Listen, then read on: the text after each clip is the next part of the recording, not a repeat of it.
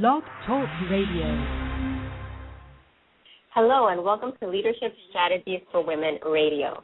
My name is Ellie Nieves, and I'm a women's leadership speaker, writer, and coach. I'm also the founder and president of Leadership Strategies for Women.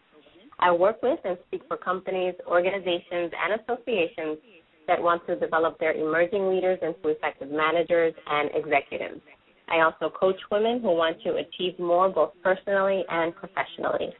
Through my speaking and coaching programs, I help develop individuals and organizations so that they can have more leadership skills and set strategic goals that will help them to achieve their vision for success. To learn more, please visit my website at leadershipstrategiesforwomen.com. And speaking of my website, I recently rebranded and relaunched so that you can have a more interactive experience when you visit. You'll find all my radio programs, voice blogs, blog posts, and other great information to help you grow into an effective leader. The title of our show today is The Female Leadership Experience: 7 Ways Corporate Cultures Need to Change in Order to Retain Women Leaders. Our guest is Deborah Collins-Stevens. Deborah is the co-founder and managing partner of a management consulting firm that helps leaders build inspired teams through leadership development, employee engagement, change management, and strategic executive communications. Deborah has been a guest lecturer in Stanford University's Entrepreneurial Thought Leaders Forum and a speaker and consultant for a wide variety of organizations such as eBay, PayPal, Ernst & Young, Microsoft, the U.S. House of Representatives, the National Association of Women Business Owners, Medtronic, and many more. She's the author of 6 books on leadership, customer engagement, and women's leadership. Deborah, welcome to the show. Thank you. So, Deborah, I'm really excited about having you on the show. I was wondering if you could share a little bit more about your background. Well, let's begin by stating why I'm doing this. I think you reached out to me, and I think women have an obligation to help other women, and that's simply how I see the world. And that mindset has served me well because it's opened up doors that I never imagined could be opened for me simply by helping another woman. So that's really my philosophy in life. In terms of who I am and what I do, I am the first generation of females that attended college. And so just entering into college was an unusual experience for me. While I was in college, and we'll refer back to one of the stories that we'll talk about, I ended up being the secretary for the Dean for Women on a very large campus. And it was a time when we were trying to get the ERA passed, and it was a time where women were beginning to find paths into leadership. And so it was a very exciting time, and I was so blessed that I was mentored by very wise women at a very young age. After college, I entered corporate America and worked my way into increasingly senior positions, and usually I was the only woman in the room at the time. It was kind of being what I call the canary in the coal mine. I knew there was something wrong. I couldn't put my finger on it, but I thought there was something wrong with me. If I could just learn how to negotiate, maybe if I took night classes, maybe if I got my law degree, I could find a way to move ahead. What I realize now, having spent 25-plus years in looking at corporate cultures, is I'm all for self-improvement, but oftentimes women think there's something wrong with them, and I think there's a lot wrong with corporate cultures and how they affect women. So that's kind of encapsulated where I've spent my career, trying to work with corporate leaders to change the playing field for women. That's wonderful. You've done some really wonderful work. And what are 3 challenges that you've faced as you were striving to attain your goals? First, off the challenge balance. I have two grown children now. During the midst of the most challenging times of my career, my children were very small, and balancing is difficult, and it's a constant struggle. That was one challenge. The second challenge was trying to find a way to fit into a place that was like a foreign land for me. At that point in time, being really the only woman in the room oftentimes. And how could I build relationships in that kind of environment?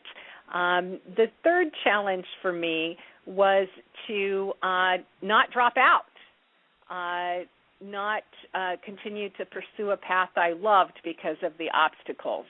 And what I've learned looking back is I always tell women, don't give up, keep going. Reach out to someone who can help you, who can mentor you, who can sponsor you, who can, I call it the Go Girls Club, where they can pick you up when you fall down, because there's lots of falling down in a career. Right.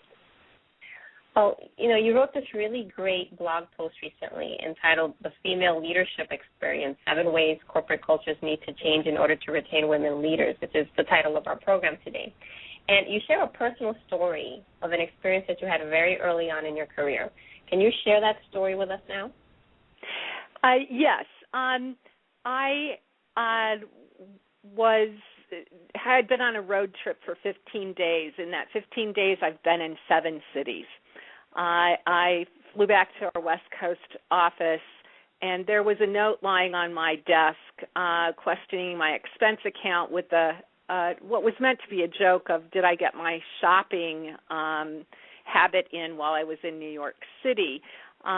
It aired, and it made me angry. I waited for my boss at the time to arrive at his office, and I walked into his office and said, this is the most sexist place that exists in the universe, or something of that effect. I walked out of his office, went into the bathroom, into the stall, and cried, came out, fixed my mascara, and went back to my desk acting as though nothing had happened. Less than 24 hours later, I was asked to go to lunch the following day with the chief executive officer of my company. I thought for sure I was going to be fired.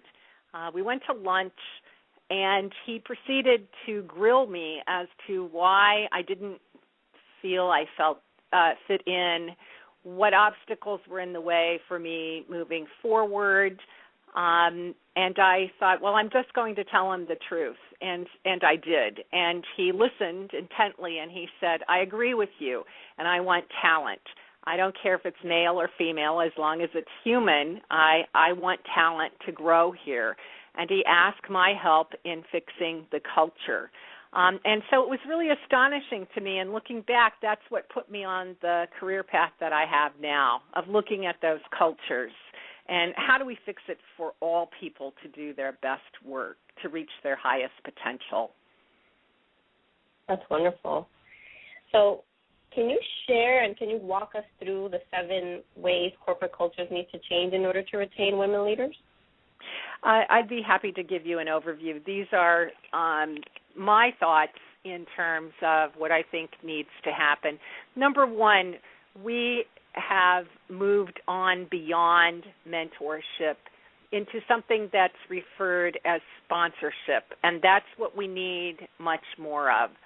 Sponsorship is where you're actually opening doors for high potential women. And what that means is opening doors into the boardroom, and it's mainly men who have the keys and the power to do that. And so we need active sponsorship all over an organization. And what I've been counseling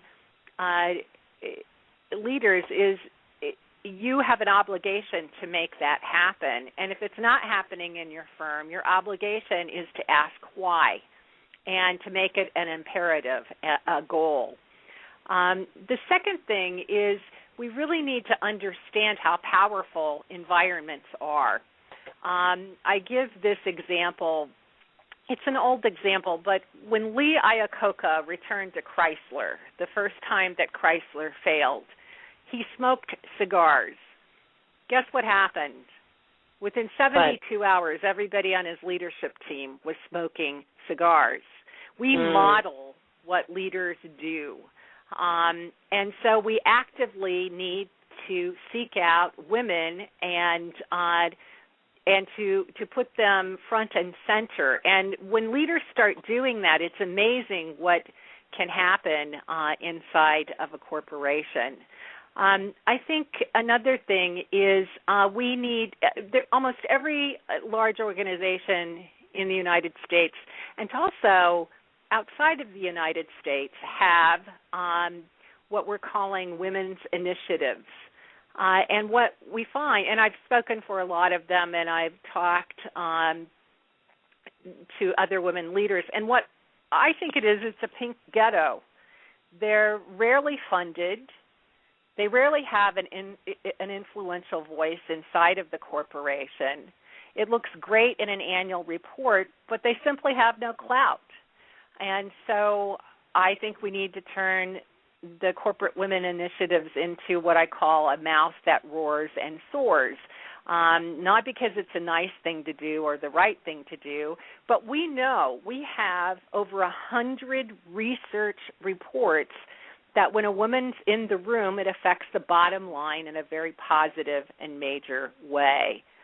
The next thing is that when women leave, I think we need to dig deeper for why, and don't assume it's for work-life balance. What's interesting to me is that a large portion of what happens when a woman leaves is she goes out and starts her own firm. And I've been in a startup, and there is no work-life balance there. So although it might be a nice thing to say that we're losing women because of the work-life balance, I think when you dig deeper, you find that there are other reasons. And what I've heard in talking to them is women simply say, why would I want to spend years playing politics or being passed over in promotions when I could go out and build my own firm, do my own thing, be in control of my own compensation, do my very best work? And I think that we need to listen to that and look at the organization and figure out ways to fix some of those things. The next thing is we need to open up the boardrooms. Way too many of us have bought the argument that women are just not prepared to enter the boardrooms. Well, you know, there are a lot of men in boardrooms. I actually know a few who would not make the requirements that we're setting for women to enter the boardrooms. There are many, many women in this country that are prepared for a board appointment. And so I encourage leaders to make putting a woman on your board a corporate goal, and you'll be amazed at the number of qualified women that can be found to serve. I also think at the highest levels, when you're the CEO and there's not a woman in the room or on the team or on the committee, that you have to own asking why and keep asking. We know from data that just one woman in the room, and this is Harvard research, increases the IQ of the team. It's just good business. Next, when plum assignments, promotions, or career-making opportunities appear on the landscape, make sure that women are being considered. I can't tell you the number of women who have told me that they were completely passed over or not even discussed for positions because, one, it was an overseas assignment, they had children, it was just assumed they would not take the position. Two, that it wasn't, quote unquote, a work-life balance friendly job, so it wasn't even open to them. And this, I'm not talking about discriminatory factors. I'm talking about the assumptions that have been made about talented women. And so I think we need to dig deeper when those opportunities come up of, have we considered the women? Have we talked to them? It's as simple as talking to them. It sounds simplistic, but I cannot tell you how many times I have heard this. And finally, all of us, women leaders, men leaders, we need to speak up. We need to speak forcefully and speak often in support of women leaders. As I said, when leaders speak, the organization listens. And so when we make it a strategic imperative to talk about that, it's amazing how quickly things can change. And those are my 7 rules for changing cultures so that women leaders succeed and multiply. That's wonderful, Deborah. Thank you for sharing those. And you're welcome. In your own career, what are 3 leadership strategies that have helped you to get ahead? One is self-awareness. I don't think you can be a great leader without being very self-aware. Self-awareness of your strengths, your weakness.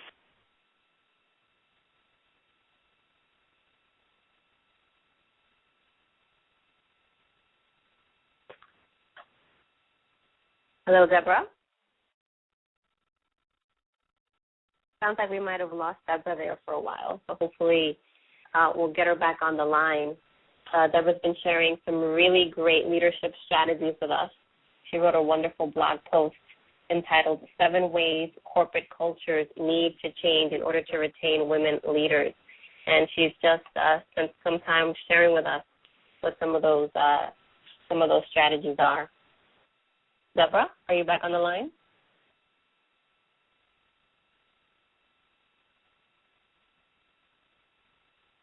Well, Deborah's an outstanding leader. As I mentioned early on, she is a co-founder and a managing partner of a management consulting firm.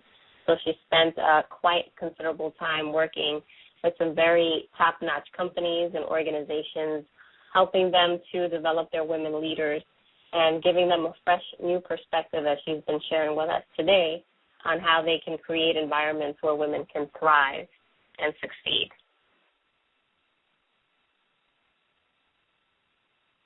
Hello, Deborah.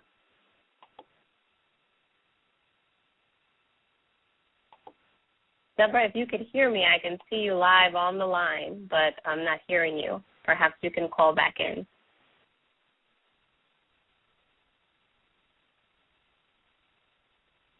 So you've dialed into Leadership Strategies for Women Radio. This is Ellie Nieves, women's leadership speaker, writer, and coach.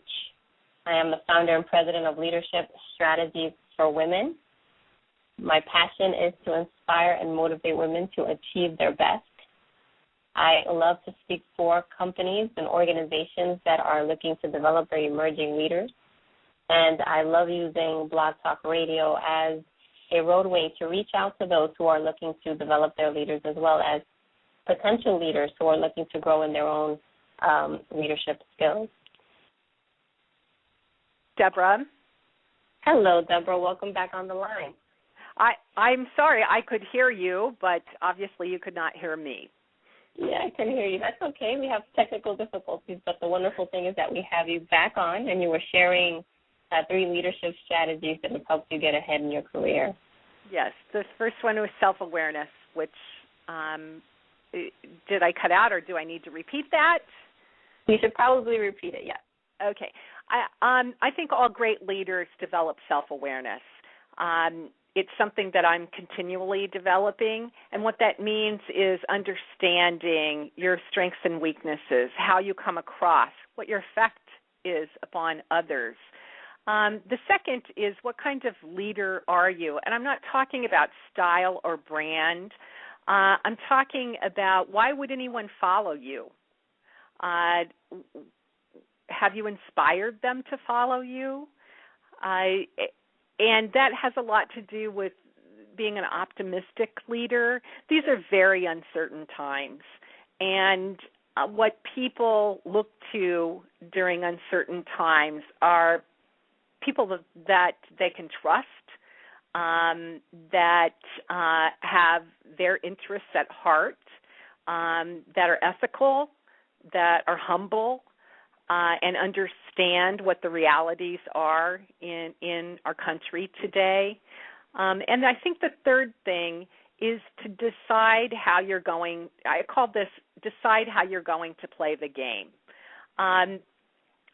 We all are called to do something in this life, and the way in which we go about it and what we're known for is really our stake in it. And I learned this from a Super Bowl winning coach named Bill Walsh. And I don't have a sports background, but to me, he taught me the greatest leadership lesson I've learned.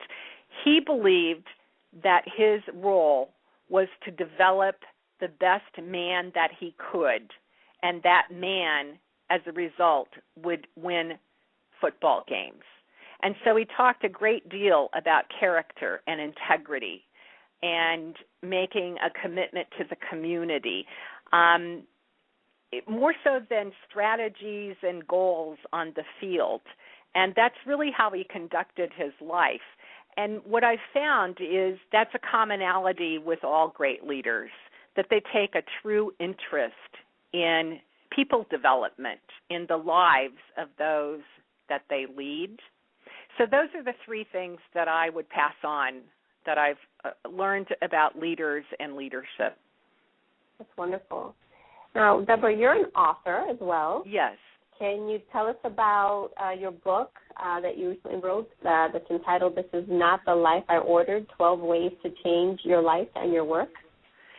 Yes, this book came about. I gathered around a kitchen table with three of my friends.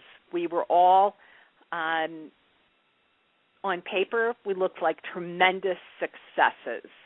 One sits in the the U.S. House of Representatives. One is an Emmy Award-winning journalist. Another is an award-winning documentary filmmaker, and I'm an author. What happened is tragedy and a series of misfortunate events happened to all of us at nearly in the same time. Two of us became widows with very young children. One of us spouse was diagnosed with a terminal illness. And so it was a conglomeration of things that were huge obstacles to overcome. And what we did is we met weekly for 10 years around a kitchen table, and it was the one meeting that we never missed. And our goal was to find a healthy, optimistic way forward in the worst circumstances. And we reached out to other women and learned their stories. And lo and behold, we had all of this information, and people started asking us to speak at women's conferences. And we thought, well, who would want to hear about all of our tragedies? And the first conference we spoke at, over 400 women entered the room. We shared our stories and our strategies and the stories from other women and then everybody said, well, you should write a book. I was the writer in the group, so I started collecting all of our data, put it together, and here's the lesson I would like listeners to remember. At that point in time, I had 4 books with New York-based major publishers. We had an agent for this book, and it was turned down by every publishing house in New York. They said they loved it, but they wanted us to change it into something that it was not meant to be. And so we decided that we weren't going to do that. We said, well, we'll publish it ourselves, And I walked into Kaiser Permanente, which is a very large healthcare conglomerate on the West Coast, had a conversation with them, and they bought 10,000 copies of our manuscript to hand out to their female patients. Wow. What happened after them buying 10,000 copies, every publisher in America wanted our book.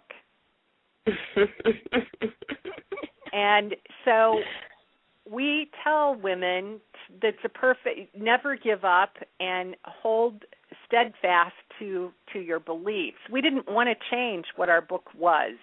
And so that's the story about This Is Not the Life I Ordered. It's a wonderful story and just a wonderful example of exactly what you said, that we should never give up on our dreams and always think that there's a non-traditional way to accomplish our goals. It doesn't always have to be in one particular way, even though it's what most people share with us and tell us what to do. Absolutely. So thank you for sharing that with us. You're welcome. So, Deborah, can you share with our listeners how they can get in touch with you? Sure. You can go to my website, which is deborahstevens.com, D-E-B as in boy, O-R-A-H, S-T-E-P as in Paul, H-E-N-S.com. And all my contact information is there. Wonderful. And, Deborah, I understand that there's another book on the way? Yes. We're in the midst of writing a book called Leadership Lessons, which is an inside look at cultures and some of the greatest leaders that we've had the opportunity to work with. And so I'm excited about that. That's great. Well, thank you so much, Deborah. You really have inspired us today. Thank you for taking the time to share about yourself on a personal level and also sharing some really helpful strategies that are going to help our listeners to take their careers and their lives to the next level. Yes. Thank you for your time, and I wish you the best of luck in your career. And I'm really impressed that you're an attorney by day and you do this work that you love by night. And if I can help you in any way, you let me know. Thank you, Deborah. I really appreciate that. You're welcome. And to all my listeners, all our listeners, thank you so much for tuning in. Don't forget to visit the newly relaunched Leadership Strategies for Women website. And when you have the time, look for us on Facebook. Until next time, God bless.